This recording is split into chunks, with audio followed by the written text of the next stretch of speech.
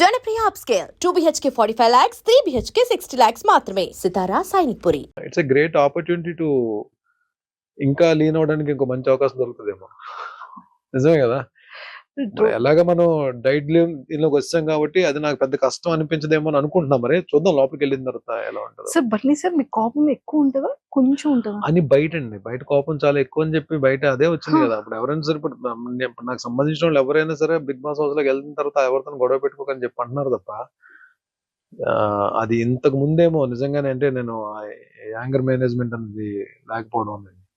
But ఇప్పుడైతే అది లేదు. బట్ అంటే ఏదైనా సరే ఇప్పుడు మనం బిగ్ బాస్ బయట ఏదైనా జరగచ్చు, బిగ్ బాస్ ఎలా అయినా ట్రిగర్ చేయొచ్చు, బిగ్ బాస్ కోపాన్ని ఎలాగైనా బయటికి లాగొచ్చు. బిగ్ బాస్ ఒకటే అంటారు లోపలికి వెళ్ళిన తర్వాత. నేను rules I only make the rules, I only break the rules. A rule శాశ్వతంగా ఉండదు అక్కడ, రూల్స్ మారిపోతుంటాయి. అవును. బట్ ఇంకోటి ఏంటంటే మనం ఇలాగే ఉండాలి, బుద్ధుడిలాగా ఉంటాను అనగా ఉండనివ్వరు కదా. అక్కడ ఏం జరుగుతుందో కూడా తెలియదు. బట్ మ్యాక్సిమం నా కోపాన్ని, నా ఎమోషన్స్ ని కంట్రోల్ చేసుకోవడానికి ట్రై చేస్తాను. బట్ మరీ ఎంత కామ్ గా ఉన్నా పిల్లినైనా సరే ఒక రూమ్ లో పెట్టి కొట్టడానికి తెలిసి ఏదో టైంలో అరుస్తుంది. బట్ ఎంతవరకు నన్ను టార్గెట్ చేసేసి నన్ను మరీ కార్నర్ చేసేస్తే ఇంకా అది దాని తర్వాత నేను ఎలా రియాక్ట్ అవుతానో ఒక్కొక్కసారి అది నా చేతిలో ఉండదు. అది మేబీ ఈవెన్ నేను అవతల వాళ్ళకి రెస్పెక్ట్ ఇస్తాను, చాలా మంచిగా మాట్లాడతాను, నా గేమ్ నేను ఆడుకుంటాను.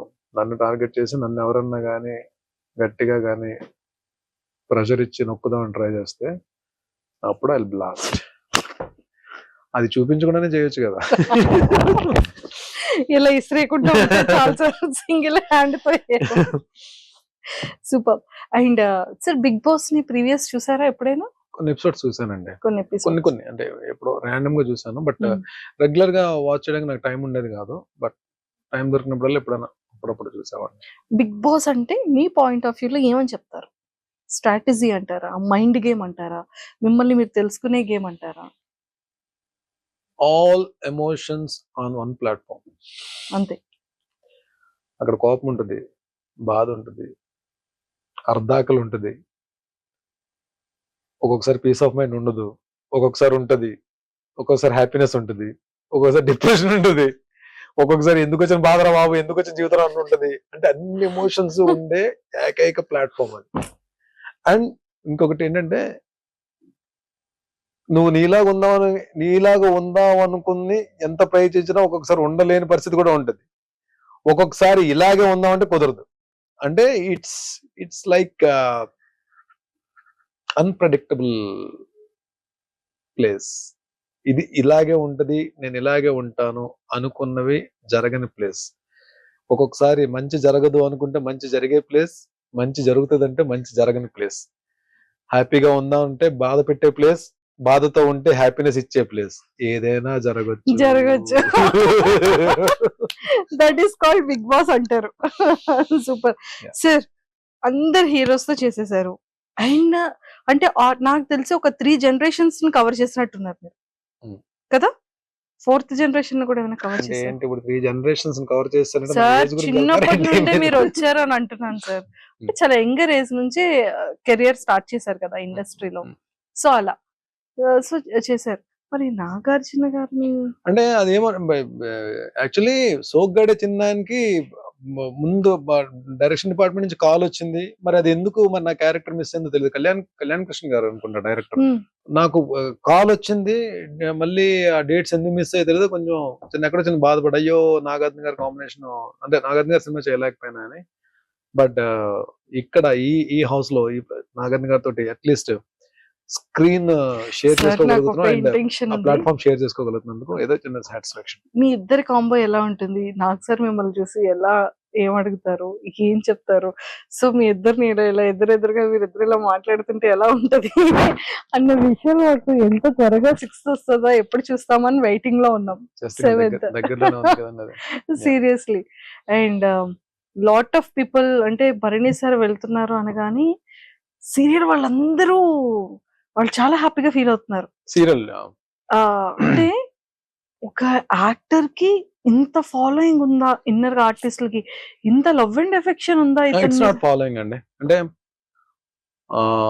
నాకు నాకు నాకు నాకు నా కెరియర్ దగ్గర నుంచి నాతో నేను వాళ్ళతో ట్రావెల్ అయ్యి కష్ట సుఖాలు పంచుకున్నాము అన్ని, అంటే కలిసి షూటింగ్స్ చేసాము, కలిసి కూర్చొని పార్టింగ్ చేసుకున్నాము, ఒకరి మీద ఒకరు అలిగాము, అన్ని అంటే అన్ని ఉన్నాయి. లైక్ అంటే they are not like my co artist, they are like నా చైల్డ్హుడ్ ఫ్రెండ్స్ లాగే అంత క్లోజ్ బ్యాచ్ కొంతమంది ఉన్నారు. లైక్ సమీర్, కౌశిక్, కళ్యాణ్ అంటే మన రాధామధు కళ్యాణ్, అండ్ చక్రి, అండ్ శ్రీరాజ్, రాఘవ, శశి, వీళ్ళందరూ నాకు చాలా బాగా క్లోజ్. అంటే అంటే ఏదన్నా వస్తే మేమే ఎక్కువ కలుస్తాం అన్నమాట.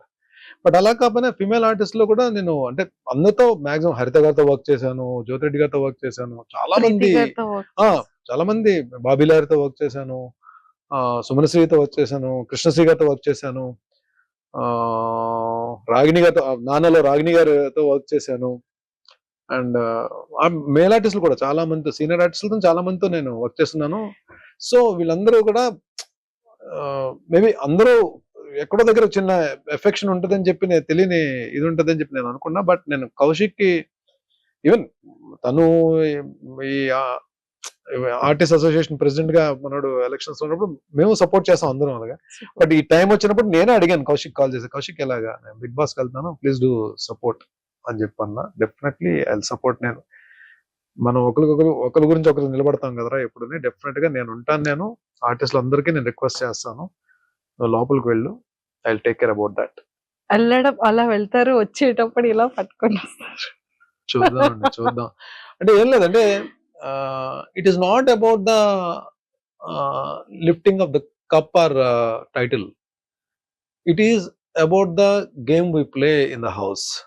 అండ్ మనం అక్కడ ఏం జరుగుతుంది రిజల్ట్ అనేది పక్కన పెడితే I want give my best. And కానీ చూద్దాం, ఐ డోంట్ వాంట్ రివీల్. నా గేమ్ అన్నది నాకే తెలియదు, ఇప్పుడు వచ్చి నేను లోపలికి వెళ్ళి ఏ గేమ్ ఆడబోతున్నాను కూడా నాకే తెలియదు. చూద్దాం, డెఫినెట్ గా మీరు అనుకున్నదే జరగచ్చేమో. తదాస్తు. Super sir. అంటే ప్రతి ఒక్క హీరోకైనా విలన్ కైనా, అంటే ఆన్ కెమెరాస్ కి విలన్ అయినా ఆఫ్ కెమెరాస్ కి నార్మల్. సో మిమ్మల్ని రాముడు అని ట్యాగ్ ని యాక్సెప్ట్ చేస్తారా, కృష్ణుడు అనే ట్యాగ్ ని యాక్సెప్ట్ చేస్తారా? కృష్ణుడు అంటే పూర్తిగా కృష్ణుడి కాదు, రాముడు అంటే పూర్తిగా రాముడి కాదండి. రామకృష్ణ అంటే కరెక్ట్ సెట్ అవుతుంది. అలా కాదు, ఏదో సరదాగా ఉందని చెప్పాను తప్ప ఐఎమ్ నాట్ అంత, ఐఎమ్ నాట్ అంత కృష్ణుడు అంత రొమాంటిక్ అయితే కాదండి నేను. బట్ అలానే రాముడు అంతా సిన్సియర్ గా అంత రాముడు అంతా కూడా కాదు, అంటే రాముడిని అని కూడా చెప్పలేను నేను. బట్ బర్నీగా మంచిగా ఉండడానికి ఐ ట్రై మై బెస్ట్. నేను అంటే ఎవరికి నచ్చుతానో ఎవరికి నచ్చలేదో తెలియదు. డెఫినెట్ గా ప్రతి మనిషి అందరికి నచ్చాలని లేదు, అందరికి నచ్చకూడదని లేదు. నేను మా అమ్మకి ఏ రోజు కూడా మా అమ్మ చేత రే ఏంట్రా నువ్వు అని అనిపించుకోకుండా, మా అమ్మ చేత తిట్లు తినకుండా మంచిగా ఉండాలని చెప్పి నేను కోరుకుంటాను నేను. అలాగే మై మెంటర్, మై గురువు, డెఫినెట్ గా అంటే అలాంటి మనిషి మన లైఫ్ లో నాగబాబు గారు లాంటి మనిషి మన లైఫ్ లో దొరకడం కూడా చాలా అదృష్టం అది. బికాజ్ ఆయన పరిచయం తర్వాత చాలా చేంజెస్ జరిగాయి నా లైఫ్ లో. నేను ద వే ట్రీటింగ్ పీపుల్, మనుషుల్ని ట్రీట్ చేసే విధానం కానీ, నా ఫ్యామిలీ మెంబర్స్ ని ట్రీట్ చేసే విధానం, రెస్పాన్సిబిలిటీస్, హెల్త్ కానీ, హెల్త్ విషయం కానీ, everything. There are so many changes ఆయన. బికాస్ ఈ ఇంటర్వ్యూ ద్వారా నేను I'm giving a big salute for my guru, my mentor Nagababu sir. Favourite actress ఎవరు టీవీలో? అంటే బిగ్ స్క్రీన్, నాకు టీవీలో యాక్ట్రెస్ కావాలి. బిగ్ స్క్రీన్ మీద వన్ అండ్ ఓన్లీ సావిత్రి గారు అండి. అంటే శ్రీదేవి గారు అంటే చాలా ఇష్టం నాకు, అంటే ఆవిడ చేసిన పెర్ఫార్మెన్స్ చాలా ఇష్టం. బట్ సావిత్రి గారు అంటే నేను పాత సినిమాలన్నీ నేను, అదే మాయాబజార్ అయితే ఎన్నిసార్లు చూసుంటాను.